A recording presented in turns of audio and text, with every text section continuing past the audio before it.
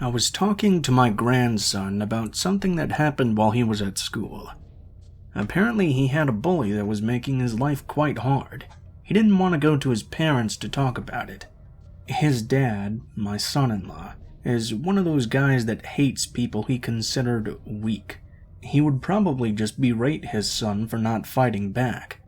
I tried to help my grandson, but that's not really the point of the story. I told him I would go with him to school and talk to the faculty. I know that doesn't sound like the right answer. I never believed in that code of the schoolyard BS, but I'm also a lawyer, and a damn good one.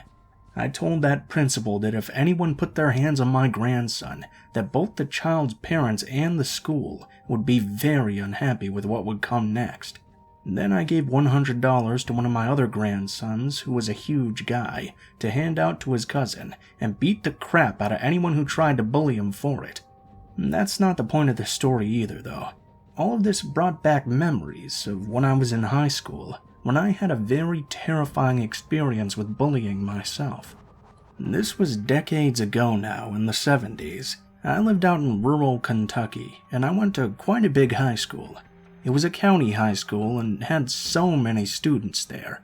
The amount of bullying was quite frankly amazing.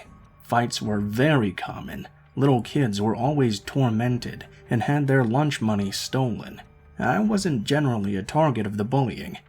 I played baseball for the school team and was a decent pitcher. When I had the game of my life and had a shutout, I thought it was the best moment of my life. Except this guy named Terry, who was also on the team. Terry wanted to be a pro baseball pitcher. Side note, he never even got into the minors. He was angry at me for pitching a better game than he'd ever done, and he began bitching and complaining, and even threatening to hurt me. It was weird to me to get antagonized simply because I pitched a good game, which I was unlikely to ever replicate again. Anyhow, I wasn't really afraid of Terry. I mean, I could take him in a fight pretty easily, I thought, but he did have friends on the team, big guys, who I knew could beat the crap out of me. Well, what ended up happening was even worse. After practice one day, I was one of the last ones headed home. While I was in the locker room, I was all alone. I had just showered and was dressing up to go home when it all happened. Terry and two huge guys, Martin and Tom, approached me in the locker room. I was standing there in nothing but my underwear, and then the men attacked me. I was struggling, trying to get away from them, but the boys were way too strong. They were able to get me and hold me still. The three guys brought me outside. I was glad I was wearing boxers and not briefs that day. They got me out of the locker room and over to their car. Terry opened up the trunk, and my stomach went cold. I didn't know what they were going to do to me, but I figured it had to be bad if he was trying to get me in the trunk of his car. I struggled some more, but I don't want to go on and on to describe it. Suffice to tell you that they succeeded in getting me into the trunk and closed it tight. The next thing I knew, the car took off. Now, it was a bit of a long ride. I was worried, but I was more worried when I felt the car get off the pavement and drive down a gravel road. The gravel road itself eventually gave up, and I was left feeling like we weren't on a road at all. Eventually, the car stopped. After a few moments, they opened up the trunk and pulled me out. They put something over my head so I couldn't see, and then dragged me barefoot in nothing but my boxers through the woods. I don't know how far they took me, but they obviously didn't want me to know how to get back. When we eventually got to whoever I guess they were taking me, I heard Terry tell the others to tie me to a tree. I was pushed up against it and felt some sort of thin rope or something being wrapped around me. I pleaded a couple of times to be let loose, but whenever I did, I got punched in the stomach, so I quit. Eventually, they left. Well, not before Martin decided to take my underwear, leaving me tied up and naked against a tree. They laughed at me and made some small dick jokes, which I thought was weird. It couldn't have been the first time they'd seen it since we always showered in a communal shower, but I was terrified. I mean, I had no idea where I was. I couldn't see anything. I was naked. I was barefoot out in the woods and no one knew I was there. I actually thought I was going to die. I can't tell you if time passed slowly or quickly. I still had the hood over my head. I could see a little bit of light, but that didn't really tell me a whole lot. I did notice though when it got dark, and that's when I got really scared. It was springtime, and the day was longer than the night, but that also meant I had been tied up against that tree for at least 4 hours, and that was very worrisome. There were also animals in these woods. I knew there were bobcats in Kentucky, and I was just tied up naked against a tree, a snack just waiting to be eaten. More time passed, and with it more worry came. I struggled hard to get out of the ropes, but I couldn't do anything. I heard sounds that were terrifying to me because I couldn't realize what they were, and at one point, I heard what I was not sure could scare me. There was something that sounded like footsteps coming toward me. I held a hope that it was someone to come and cut me loose. Maybe Terry was just trying to scare me. Whoever it was walked into the area, and I heard them walking around. "Hello? Is someone there?" I called out. There was no reply. "Terry, if it's you, please stop trying to scare me. Just let me out of here." There was still no reply. I kept hearing whoever it was walking around. I began wondering who it might be. Maybe it wasn't a person. Maybe it was a bobcat or some homeless person. There were pretty loony people who lived out in the woods, or maybe another animal or something. I didn't know what, but the scariest thing is that it wasn't answering me or doing anything except for walking around the area. I couldn't tell if it had 2 legs or 4 legs or what, but since it wasn't answering me, I thought it was a bobcat. Then it began walking closer toward me. I was scared. I knew it was close to me, and I didn't know what to do. All I knew was my heart was beating fast, and I was scared I was about to get killed. Suddenly, I felt something on my face. It was a tongue. It slowly licked me from the bottom of my cheek to my temple, and then it withdrew. I knew it had to be a person. I kept begging whoever it was to let me go. After a few moments, I felt the ropes getting looser, but I didn't get totally untied. Then I heard footsteps again, as whoever had untied me ran away. I was able to slowly get loose from the tree. When I finally got myself untangled, I was able to take the hood off my face. I was happy to see that my boxers were laying on the ground. I grabbed them and quickly put them on. Then I heard footsteps again. I wasn't sure if they were coming toward me or not, but they reminded me of the ones from before. I ran off as quickly as I could, which wasn't easy barefoot. I got far enough away from the footsteps, and eventually I didn't hear them anymore. It was hell trying to get out of those woods that night, when I didn't even really know what I was going through. I walked for hours before I finally found my way to a road that I didn't recognize. I had to walk and try to find a house. I hated walking up to a house in my boxers, but fortunately I didn't have to. A cop car drove by eventually and pulled over. I explained to them what happened and I was given a ride home. I didn't tell the officer who did it. I just wanted to put it all behind me. Well, that's not completely true. Remember that I said I was a pitcher on the baseball team? Well, people on the team and the people around me liked me a whole lot more than Terry. Let's just say that Terry's shower after the next practice was probably one of the worst days of his life.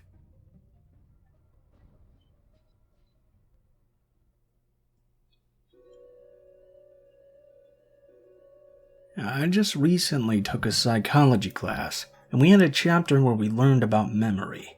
My professor told us that memories are not perfect. Even those flashbulb memories that we think we always remember, like what we were doing when we heard about 9/11. We think they're perfect, but they're not as perfect as we think they are. Well, all this memory talk got me thinking about a scary experience I had when I was a very young kid. I remember it very well, and for my whole life I've assumed that, as bizarre as it is, that it was completely true. I can still see it like it's happening right now. This happened when I was really young. I was 11 years old, and it was around Easter time. At Easter every year, all my aunts, uncles, and cousins would go to my grandma's house for the weekend. We didn't do much on Friday or Saturday, though, and my family lived the furthest away from all of them. We didn't get as many chances to be out in the country as our other relatives. There were 9 cousins altogether, and 2 of my uncles were only slightly older than my older brother, who was the oldest of the cousins at 13 years old. The 2 uncles lived there at the ages of 14 and 15. although they didn't really want to do this because it was something they were used to all of the time. All of the kids wanted to go hiking in the woods.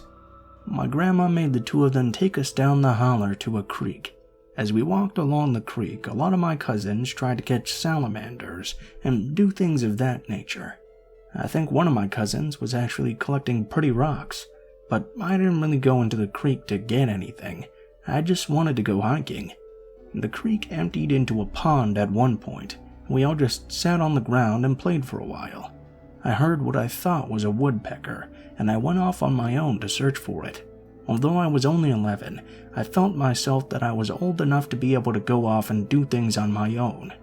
I had never seen a woodpecker before, other than the cartoon laughing kind, so I went off to find a glimpse. I never did find the woodpecker, and I wasn't really sure how long I'd been gone looking. When I went back to the pond, my uncles and my cousins had already left. I wasn't too worried though. I'd been out in the woods on my own before, but not a whole lot of times. I figured it would be easy enough to find my own way home. It made sense to me that the only thing I had to do was follow the creek right back up the holler, and it would lead right back to my grandma's house. I guess the only thing I didn't really think about was that there was more than one branch of the creek that streamed away from the pond. I walked along one of them.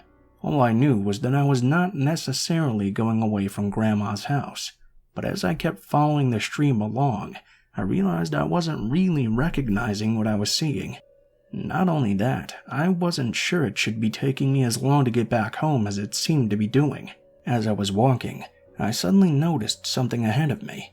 There was a figure dressed in a brown coat and brown pants, even though it was not cold outside, kneeling down in front of the creek. I wasn't sure what he was doing, but it looked like he was fishing around in the creek with his hand. Had I grown up in the country, I might have been a lot less hesitant about walking up to or past the guy, but living in the city, it made me nervous to try and walk up to him. As I stood there, he looked over at me. For a moment, he just looked at me, but then I watched as he smiled a scary, toothless smile and began walking toward me. He kept smiling as he was advancing on me. It was quite creepy and scary. I turned and ran away. I was just terrified by the look of that guy. I didn't know why he was coming at me, and I didn't want to ask either. I just ran off screaming. As I ran further and further, I didn't bother to check to see if the man was coming after me. I just kept running and yelling until I ran into my 14-year-old uncle. He told me to stop screaming, but it was the screaming that led him to me, so I guess it was a good thing. I told him there was some guy after me, but he told me he could see no one following me. When I explained what had happened, he didn't seem to believe me. He brought me home anyway, though. This is horrible, though. They got home without me, so even though he went back and found me, my grandma made him go out and cut a switch and he got a spanking for it. It was wrong in my opinion, but not much I could do at that age to defend him. When I mentioned this memory to my family, no one else seems to remember it. My uncle passed away, so I can't ask him, but I have the memory as clear as day of that man chasing after me and that toothless smile.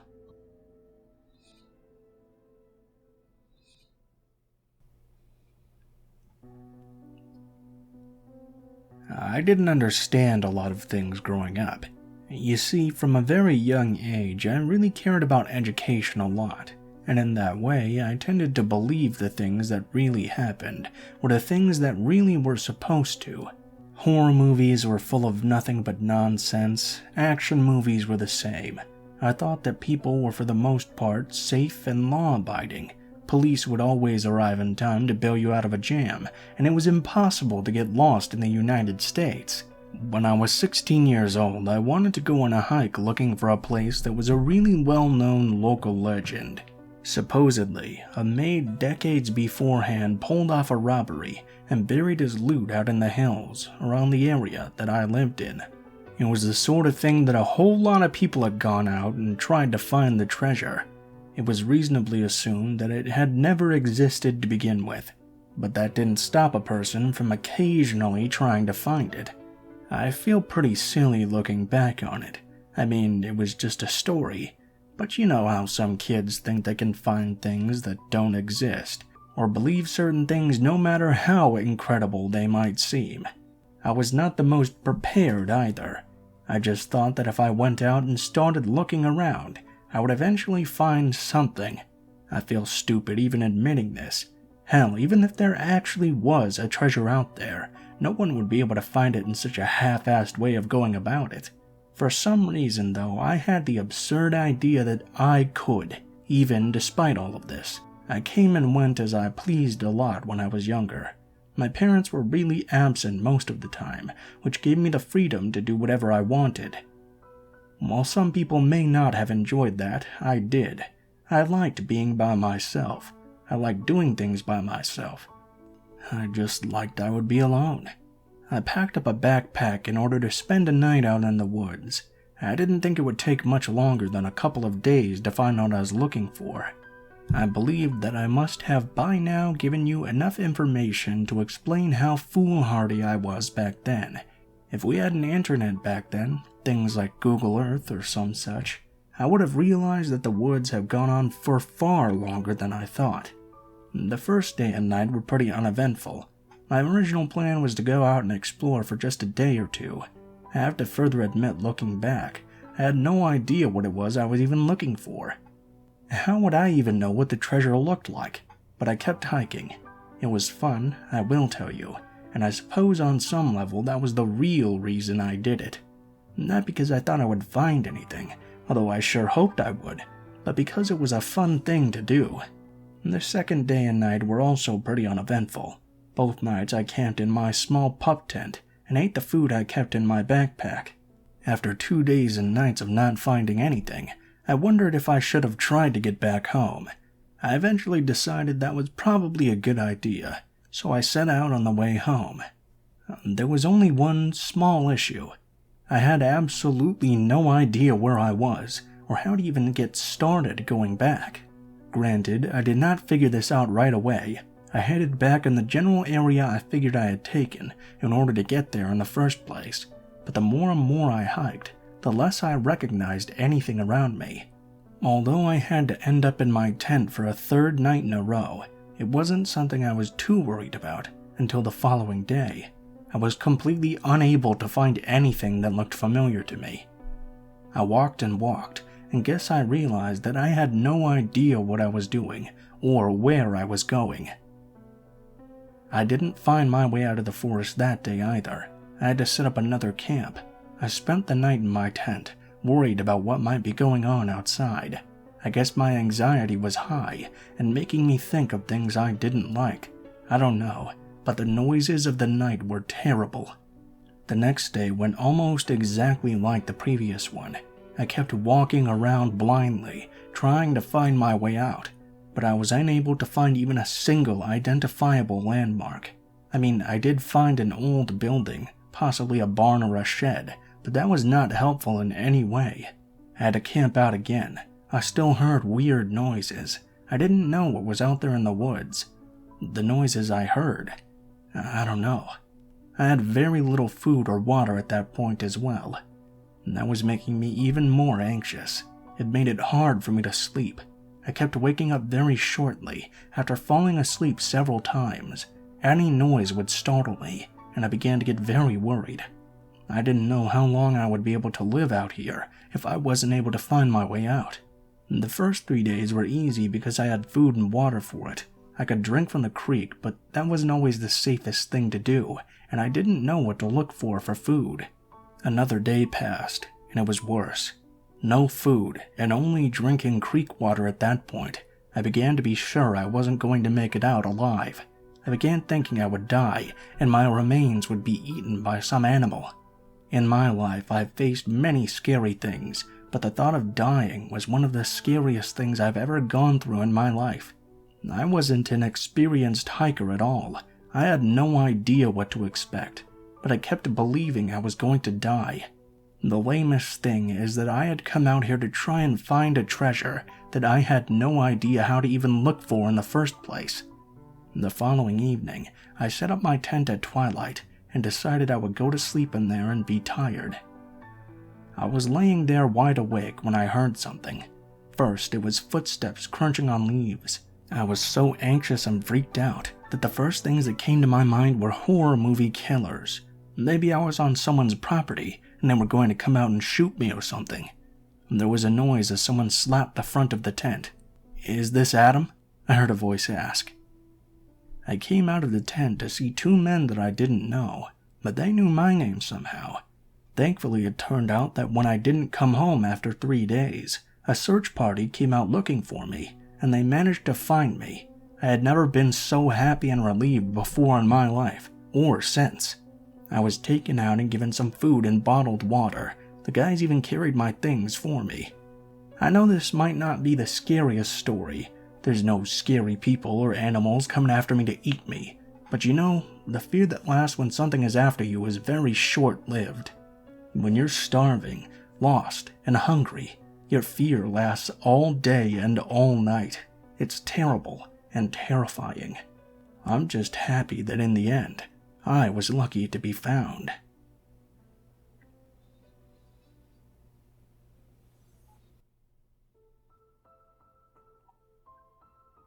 What is up, guys? Blue Spooky here, as always. Thank you guys so much for watching, especially if you made it this far to the end of the video. All of the stories used in this video are used with the permission of Killer Orange Cat. Links to his YouTube channel and his Reddit where I got all these stories will be in the description below. If you guys enjoyed the video, please feel free to like, share, comment, and subscribe if you feel so inclined. It really helps me out with the algorithm. If you do decide to subscribe, make sure you hit that bell button so you can see all the videos I post in the future. I try to make at least one true scary story video every couple of days. Nowadays it's more like one a day, but that's not all the time. Special thanks to my artist friend Alan, who does all of the artwork for my channel. Links to his social media will be in the description below. If you'd like to send me a message for whatever reason, maybe you'd like to submit your own story for me to read, you can go ahead and take a look in the description where all of the links to my social media will be as well. You can send me a message on any of those, and I will try to read it as quickly as possible. If you do decide to send in a story, please be sure to include in the tagline what the name of the story is, the type if it has one, and how you would like to be credited in the description of the video the story appears in. Please make sure you also include proper grammar as well, and try to include as much detail as you are comfortable with sharing. If you guys like my content on this channel, I also have 2 other channels. Links to those will be in the description, and you can also find them just on my channel page. They are called Darkest Hour and Mr. Blue Skies. I do disaster documentaries and true crime documentaries on them respectively. Feel free to check those out if you'd like. Overall though, guys, I think that's pretty much it for now. So thank you guys so much for watching, and I hope you guys have a great day.